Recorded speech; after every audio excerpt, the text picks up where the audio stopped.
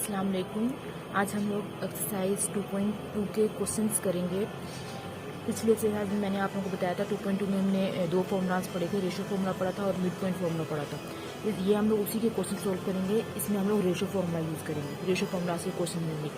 अब इसमें हमारे पास जो रेशो फॉर्मूला होता है ना, वो हमारे पास दो तरह का होता है। एक होता है इंटरनल डिवीजन फार्मूला और एक होता है एक्सटर्नल डिवीजन फार्मूला। तो जो इंटरनल डिवीजन फार्मूला होता है ना, हमारे पास वो रेशो फार्मूला ही होता है, लेकिन जो एक्सटर्नल होता है उसमें से हमारे पास फर्क ही होता है कि यहाँ पर हमारे पास प्लस के साइन थे चारों साइड्स पर, और यहाँ पर हमारे पास नेगेटिव साइन हो जाएंगे। बस ये डिफरेंस होता है इन दोनों में। अब हमारे पास क्वेश्चन नंबर 1 में कह रहे हैं find coordinates of points which divides the joints of A and B internally and externally in ratio. हमें ए का पॉइंट दे दिया है, हमें बी का पॉइंट दे दिया है और हमें रेशोज भी दे दिए हैं।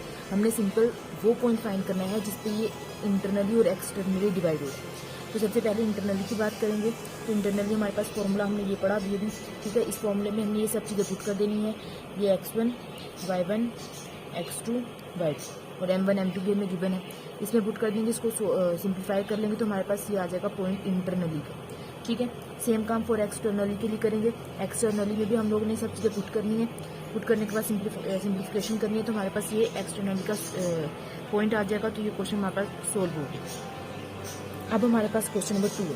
कह रहे हैं find ratio in which y axis divides the joints of the 2 points, also find the coordinates of the point of division, ठीक है।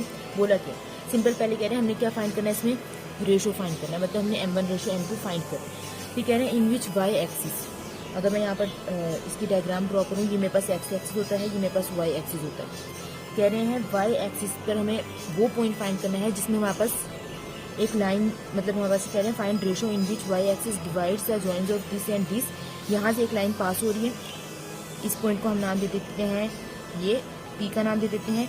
इस पॉइंट को हम लोग नाम दे देते हैं, इसको P1 का नाम दिया, इसको P2 का नाम दे देते हैं। ये हमारे पास ये हो जाए। अब जिस पॉइंट से इंटरसेक्ट कर रहा है, जिस पॉइंट से डिवाइड हो रहा है, उस पॉइंट को हम लोग नाम दे देते हैं P का। अब ये हमें साफ साफ दिख रहा है कि हमारे पास वाई एक्सिस पे है, तो मतलब इसमें एक्स एक्सिस तो 0 होगा, तो वाई हमारे पास कुछ ना कुछ होगा जो हमें फाइंड करना है। तो हमें ये पॉइंट भी फाइंड करना है और हमें इसका रेशो भी फाइंड करना है, मतलब m1 और m2। अब हम करेंगे कैसे, सबसे पहले हम लोग सबसे पहले फाइंड करेंगे रेशो। अब हमें पता है रेशो हमारे पास पॉइंट P को डिवाइड कर रहे हैं ना, तो हम लोग point P is equal to ratio formula हमने यूज़ किया, ठीक है। m1 m2 में नहीं पता तो हम ऐसे ही रखेंगे। x1 x2 y1 y2 हमें सब पता है, x1 y1 x2 y2, ये सब चीज़ें हम लोग इसमें पुट कर देंगे। पुट करने के बाद हमारे पास ये चीज़ बनेगी। अब हमें पॉइंट P गिवन है, मतलब हमें पता है ना कि ये हमने भी फाइंड किया, यहाँ पर ये वाला पॉइंट जो डिवाइड हो रहा है, इसको हम लोग पुट कर देंगे यहाँ पर P की जगह पर। ये P हमें पता है, इसको हम लोग इसमें पुट कर देंगे। पुट करने के बाद हमारे पास क्या होगा, दोनों इक्वल हैं, तो जब दोनों इक्वल हैं तो मैं 0 को is equal to x axis और ये वाई वाली चीज़ is equal to y axis compare करवा लूँगी। कंपेयर करवाने के बाद अब मुझे यहाँ पर इसको मैं सोल्व नहीं कर सकती क्योंकि मेरे पास वाई की कोई वैल्यू नहीं है। मेरे पास कुछ ना कुछ वैल्यू होती तो मैं इसको सोल्व करके m1 m2 निकाल ली। तो मैंने इसको इक्वेशन नंबर 1 कह दिया। अब मैंने क्या किया, जो एक्स एक्सिस वाला काम किया था, यहाँ पर मैंने सिंपल ये चीज़ डिवाइड होती है, यहाँ जाकर मल्टीप्लाई होगी 0 हो गया, ठीक है। इसको मैंने सिंपल सोल्व किया तो मेरे पास यहाँ पर m1 और m2 की वैल्यू आ गई, ये रेशो मेरे पास आ गया। अब दूसरी चीज़ हमें कोऑर्डिनेट्स फाइंड करने तो हमने क्या करना है, m1 m2 को इस इक्वेशन नंबर 1 में पुट कर देना है, सोल्व कर लेना है। तो मेरे पास यहाँ से y की वैल्यू आ जाएगी। y की वैल्यू आ गई, हमें पॉइंट P फाइंड करना था जिसमें हमारे पास 0 तो ऑलरेडी था और y हमें पता चल गया, तो हम इसमें पुट कर देंगे, ये हमारे पास हो जाएगा आंसर। अब क्वेश्चन नंबर 3, इसमें कह रहे हैं in what ratio does the point C divides the joints of A and B। मतलब मेरे पास एक लाइन है, इसको मैंने कह दिया A, इसको मैंने कह दिया B। A का पॉइंट हमें दे दिया है 7 और B का पॉइंट हमें दे दिया है -1 और +1। हमें कहा गया है C हमारे पास कोई भी पॉइंट है जो यहाँ पर कहीं पर भी हो सकता है C, ठीक है। अगर मैं यहाँ पर C को ले रही हूँ तो C हमें गिवन है, ठीक है। अब हमें कह रहे हैं C किस रेशो में डिवाइड हुआ है, तो हमें वो रेशो फाइंड करना है, ठीक है। मतलब हमें m1 रेशो m2 फाइंड करना है, हमें A भी दिया हुआ है, B भी दिया हुआ है, C भी दिया हुआ है। क्योंकि C डिवाइड हो रहा है रेशो में तो हम लोग C is equal to ratio formula use करेंगे, जिसमें हमने पिछले क्वेश्चन में P is equal to ratio का यूज़ किया था। फिर हम लोग ने क्या करना है, हम लोग को यहाँ पर चीज़ें गिवन है, x1 y1 x2 y2 सब चीज़ें हमें पता है, m1 m2 हमें नहीं पता तो हम इसको वैसे ही रहने देंगे। हम लोग ने इसको सोल्व कर लेना है, तो हमारे पास C की वैल्यू भी हमें पता है, तो C को भी हम पूरे पॉइंट को पुट कर देंगे। पुट करने के बाद हमने इसको सिंपल सोल्व किया, हमारे पास कंपेयरिंग करवाएंगे इसके बाद, x वाली चीज़ x वाले की इक्वल, y वाली की। तो कंपेयरिंग करवाने के बाद हमने इसको ऐसे दोनों साइड से हमने सोल्व किया। सोल्व करने के बाद हमारे पास दोनों रेशो बिल्कुल सेम आए हैं। अगर हमारे पास ये वाली साइड से रेशो सेम नहीं आता तो हमारे पास इसका मतलब हमने कुछ मिस्टेक, दोनों का इक्वल होना जरूरी है। ठीक है, ये हमारे पास इसका आंसर होगा। अब क्वेश्चन नंबर 4 में हमें कह रहे हैं the line joining the point P and Q। हमारे पास एक लाइन है जो ज्वाइन कर रही है P और Q को। इसको मैं P ले लेती हूँ, इसको मैं Q ले लेती हूँ। ठीक है, इस ट्राइसेक्ट का मतलब ये है कि जो लाइन है ना मेरे पास P और Q, ये मेरे पास 3 हिस्सों में डिवाइड हो रही, 1 2 3। ठीक है, find the coordinates of the point of trisection. ये जिस पॉइंट पर ये डिवाइड हो रही है ना, हमें वो पॉइंट्स फाइंड करने ट्राइसेक्शन के। इस पॉइंट को अगर मैं नाम दे दूं A का और इसको नाम दे दूं B का, तो मुझे A और B ये दोनों पॉइंट्स मुझे फाइंड करने। P मुझे दिया हुआ है 2 और -3, Q भी मुझे दिया हुआ है -4 और 5। ठीक है, मुझे A और B फाइंड करना। ठीक है, तो मैं करूंगी कैसे। सबसे पहले मुझे दिख रहा है कि यहाँ पर हमारे पास अगर डिवाइड हो रही है, कभी भी लाइन डिवाइड होती है तो वहाँ पर रेशो हमारे पास हमें पता होता है। तो यहाँ पर हम लोग क्या करेंगे, सिंपल रेशो फॉर्मूला हम लोग पहले A के लिए काम कर लेते हैं। A के लिए हम लोग रेशो फॉर्मूला यूज करेंगे। अगर मैं A को ये ले रही हूँ ना, मतलब तो इसमें हमारे पास M1 क्या होगा, 1 होगा, और M2 A के लिए मेरे पास क्या हो जाएगा, 2 हो जाएगा।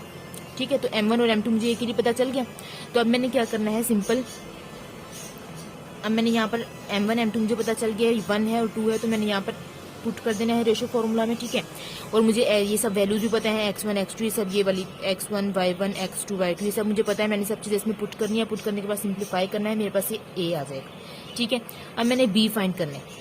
तो अब आप लोग ध्यान से देखें, B जो है वो मिड पॉइंट है A और Q का। ठीक है, B हमारे पास क्या है, मिड पॉइंट है किसका, A और Q का। A हमें पता चल गया, A हमें पता चल गया है 0 है और -1/3 है। ठीक है, तो हमने A और Q का मिड पॉइंट फॉर्मूला यूज करेंगे। मिड पॉइंट फॉर्मूला यूज करते हुए हम लोग यहाँ पर इसको पुट कर देंगे, A और Q की वैल्यूज इसमें पुट कर देंगे और इसको सोल्व कर लेंगे, तो हमारे पास पॉइंट B भी आ जाएगा। अब मेरे पास क्वेश्चन नंबर 5 कह रहे हैं the point L M and N are the mid points of the sides of triangle. ये मेरे पास ट्रायंगल है, इसका मिड पॉइंट मैंने अगर ये वाला L कह दिया, ये वाला M कह दिया, ये वाला N कह दिया, और इसकी साइड्स को मैंने नाम दे दिया ABC का। ठीक है, हमें कहा गया है कि हमें क्या फाइंड करना है कि हमारे पास फाइंड इट वर्टिसेस, हमें इसके साइड्स फाइंड करनी है, मतलब A B और C ये जो वर्टिसेस हैं इसके हमें फाइंड करने। तो हमें भी पता नहीं है ABC है क्या, तो हम लोग इनको खुद से नाम दे देंगे। A को हम कह देते हैं small a b, C D और E F, इन तीनों को हमने नाम दे दिया खुद से। ठीक है, हमें ये A B C D और E F अगर ये चीज़ें हमें पता चल जाए, हम लोग इसमें पुट कर देंगे तो हमारे पास आंसर हो जाएगा सिंपल। तो अब हम लोग करेंगे क्या, सबसे पहले हमें पता है अगर L को हम देखें तो L हमारे पास B और C का मिड पॉइंट बन रहा है। ठीक है, M हमारे पास A और C का मिड पॉइंट है, N हमारे पास A और B का मिड पॉइंट है, तो ये चीज़ मैंने यहाँ पर बता दी। L हमारे पास किसका मिड पॉइंट है, BC का, N किसका मिड पॉइंट है, BA का, और M किसका मिड पॉइंट है, AC का। तो सबसे पहले हम करेंगे क्या, हमें पता है mid point of BC is equal to L। L की वैल्यू मैंने पुट कर दी। ठीक है, अब BC का मैंने मिड पॉइंट फॉर्मूला यहाँ पर यूज किया और ये L वाली चीज ऐसी रहेगी। ठीक है ना, तो इसका मिड पॉइंट फॉर्मूला BC का B और C, A plus x1 plus x2 upon 2, y1 plus y2 upon 2 formula use किया मैंने सिंपल। फिर वही कंपेयर करवा देंगे, इक्वल वाली कंडीशन कंपेयर करवा देंगे, इसको इसके इक्वल ले लेंगे, इसको इसके इक्वल ले लेंगे। ठीक है, फिर सिंपल मैंने इसको सोल्व किया तो मेरे पास ये फर्स्ट इक्वेशन बन गई, सेकंड इक्वेशन बन गई। फिर मैंने क्या किया, फिर मैंने BA का मिड पॉइंट का जो फॉर्मूला था वो इज इक्वल टू N था, तो मैंने N की डायरेक्ट वैल्यू पुट कर दी।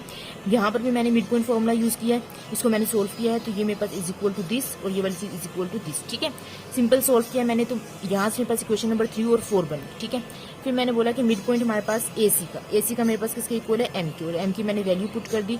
मैंने सिंपल सोल्व किया इसको भी, तो यहाँ से मेरे पास इक्वेशन नंबर 5 और इक्वेशन नंबर 6 आ जाएगी। अब मैंने किया क्या है, मैंने ऐड करवाया इक्वेशन, मतलब ऑड इक्वेशंस को ऐड करवाया, फिर इवन इक्वेशंस को ऐड करवाऊंगी। पहले मैंने ऑड इक्वेशंस को ऐड करवाया, तो ऑड इक्वेशंस को ऐड करवाने के बाद मेरे पास ये इक्वेशन नंबर 7 मैंने इसको नाम दी। ठीक है, अब मुझे दिख रहा है कि भाई अगर मैं यहाँ पर A प्लस C है ना स्टार्ट में इसके, अगर ये A प्लस इक्वेशन नंबर 3 को मैं देखूँ तो A प्लस C की वैल्यू मुझे गिवन है, मैं यहाँ पर इसकी जगह पे डाल सकती हूँ और मेरे पास E आ जाएगा। ठीक है, अच्छा, तो अब मेरे पास होगा कि यहाँ से मैंने सिंपल सोल्यूशन किया तो मेरे पास यहाँ से E की वैल्यू आ गई। अब मैंने E को पुट कर दिया जो मेरे पास इक्वेशन नंबर 2 और इक्वेशन नंबर 3 थी। इसमें इक्वेशन नंबर 1 में पहले मैंने E को पुट किया। ठीक है, ये वाली जो मेरे पास है ना वैल्यू, इक्वेशन नंबर मेरे पास 1 थी, C plus E is equal to 4, तो यहाँ पर E की जगह पे मैंने इसकी वैल्यू पुट कर दी, और सेम मैंने यहाँ पर A plus E is equal to -2 था, जो यहाँ पर E की जगह पे इसकी वैल्यू पुट कर दूंगी, तो मेरे पास यहाँ पर C की और A की वैल्यू आ जाएगी। ठीक है। तो मेरे पास यहाँ से ए की और सी की वैल्यू आ गई। अब मैंने क्या किया, फिर मैंने इवन इक्वेशंस को ऐड करवाया। इवन इक्वेशंस को भी ऐड करवाने के बाद सिंपल काम किया, मेरे पास इक्वेशन नंबर 8 बन गई।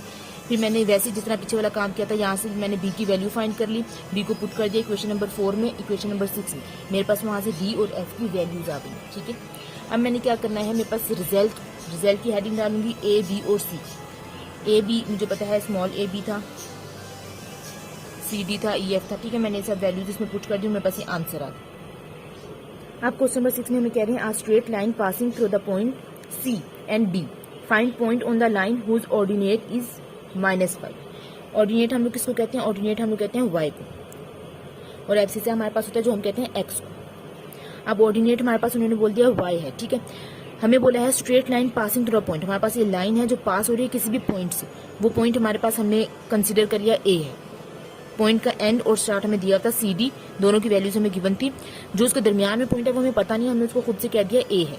अब ए हमें पता है कि ए में हमारे पास मतलब एक्स एक्सिस पर है, तो वहां पर एक्स तो कुछ ना कुछ होगा, और उसकी जो वाई की वैल्यू है वो हमें दी हुई है, तो हम वही उसमें पुट कर देंगे। हमें असल में ये पॉइंट फाइंड करना है, ए ये फाइंड करना है, यहाँ पर हमें एक्स फाइंड करके पुट करना है, तो हमारे पास ये आंसर आ जाएगा। अब हम लोग करेंगे कैसे, हमें पता है अगर यहाँ पर ए कहीं पे भी हमने ले लिया है तो जाहिर है कि रेशो तो होगा, रेशो में डिवाइड हो रहा होगा, तो हमने यहाँ पर रेशो m1 और m2 हमें पता नहीं है, तो हमने इसको m1 और m2 ही रहने दिया है। हमने रेशो फॉर्मूला यूज करना है। रेशो फॉर्मूला यूज करने के बाद वही वाली बात की ए जो है वो डिवाइड हो रहा है, तो ए का रेशो फॉर्मूला लगेगा, a is equal to ratio formula. m1 m2 में पता नहीं है, वैसे ही रहेगा, ए की जगह पे इसकी वैल्यू डालेंगे, बाकी यहाँ पर x1 x2 y1 y2 की वैल्यूज पुट कर देंगे। फिर हमारे पास x ये is equal to this and this is equal to this, ये हमने सोल्व किया। अब हमें यहाँ पर x पता नहीं है, तो हम लोग x को ऐसे रहने देंगे, इसको हम इक्वेशन नंबर 1 का नाम दे देंगे। अब इस कंडीशन को जब हमने इसके इक्वल लिया तो हमने इसको सिंप्लीफाई कर लिया। सिंप्लीफाई करने के बाद हमारे पास यहाँ से m1 रेशो m2 की वैल्यू आ गई। अब हम सिंपल क्या करेंगे, इसको पुट कर देंगे इक्वेशन नंबर 1 में, ताकि हमारे पास ये x आ सके। इक्वेशन नंबर 1 में पुट करेंगे, सोल्व कर लेंगे, हमारे पास x की वैल्यू आ जाएगी जो कि 4 है। ठीक है, फिर हम इसको पुट कर देंगे इसमें, तो हमारे पास ये पॉइंट ए आ जाएगा आंसर। आज हमने एक्सरसाइज 2.2 कंप्लीट कर ली है। इंशाल्लाह नेक्स्ट वीडियो में हम लोग 2.3 स्टार्ट करेंगे। और अगर आप लोगों को कोई भी प्रॉब्लम इन क्वेश्चन में तो आप लोग कमेंट सेक्शन में जरूर पूछिएगा, और अगर वीडियो अच्छी लगे तो सब्सक्राइब भी करिएगा, लाइक भी करिएगा। Thank you so much. अल्लाह हाफिज़।